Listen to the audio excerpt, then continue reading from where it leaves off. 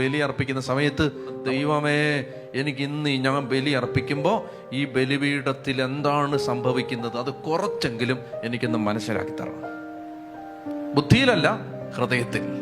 അങ്ങനെ ഹൃദയത്തിൽ ഇതങ്ങോട്ട് പിടികിട്ടിക്കഴിഞ്ഞാൽ നമ്മൾ ആ കുർബാന എടുത്ത് ഇങ്ങനെ ഭക്ഷിക്കുന്ന സമയത്ത് നമുക്ക് ഭയങ്കരമായ ആനന്ദം വരും. കാരണം എൻ്റെ ദൈവം, ആ ദൈവം എൻ്റെ ഉള്ളിൽ. ഇത് എത്ര ഞാൻ പറഞ്ഞാലും നിങ്ങളുടെ തലയിലേക്ക് കയറും. എന്നാൽ പരിശുദ്ധാത്മാവ് നിങ്ങളുടെ ഹൃദയത്തെ ഒന്ന് തുറന്നാൽ നിങ്ങൾക്കിത് ചങ്കിൽ മനസ്സിലാവും. അപ്പൊ നിങ്ങൾ കുർബാന സ്വീകരിച്ചിട്ട് അലറിക്കരയും.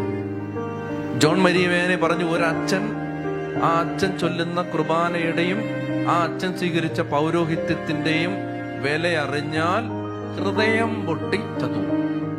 അതുകൊണ്ടാണ് ദൈവം പലതും ഇത്തിരി ഇത്തിരിക്കെ മനസ്സിലാക്കി തരൂ. ശരിക്കും അറിഞ്ഞാൽ നമ്മൾ അപ്പം തീരും.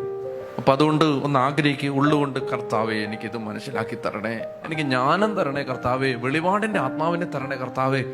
അതൊന്ന് പ്രാർത്ഥിക്കുക എൻ്റെ പ്രിയപ്പെട്ട സഹോദരങ്ങളെ. അങ്ങനെയാണെങ്കിൽ ഉണ്ടല്ലോ, നിങ്ങൾ പരിശുദ്ധ കുർബാന സ്വീകരിച്ചിട്ട് നടന്നു പോകുമ്പോൾ നിങ്ങൾ അസാധാരണമായ ധൈര്യത്തോടെ നടന്നു. നിങ്ങളുടെ ഭയം പോയെന്ന്. കാരണം എൻ്റെ ദൈവമല്ലേ, എൻ്റെ ദൈവം. നമ്മളിതൊന്നും വിശ്വസിച്ചിട്ടില്ല. നമ്മുടെ വിശ്വാസം എന്താണ്? 40 ദിവസം ഈ പ്രാർത്ഥന ഈ പേപ്പറിനകത്ത് എഴുതി ചുരുട്ടി വെച്ചാൽ വല്ലതും നടക്കും. ഇതാണ് നമ്മുടെ വിശ്വാസം. നിങ്ങൾ ചോദിച്ചു നമ്മൾ എവിടെ കിടക്കാൻ നിങ്ങൾ ആലോചിച്ച് നോക്ക്. നമ്മൾ താഴെ അംഗൻവാടി പോലും ആയിട്ടില്ല. ഈ ബലിപീഠത്തിൽ സംഭവിക്കുന്നത് വിശ്വാസം ഇല്ലാത്ത നമ്മൾ പറയുകയാണ്, ഞാൻ ഇങ്ങനെയൊക്കെ ചെയ്ത് 50 ദിവസം ഇങ്ങനെയൊക്കെ ചെയ്താൽ എനിക്ക് ഈ കൊച്ചിന്റെ ആ ബന്ധനം മാറും. ഈ ബലിപീഠത്തിൽ സംഭവിക്കുന്നത് നമ്മൾ വിശ്വസിച്ചിട്ടില്ല.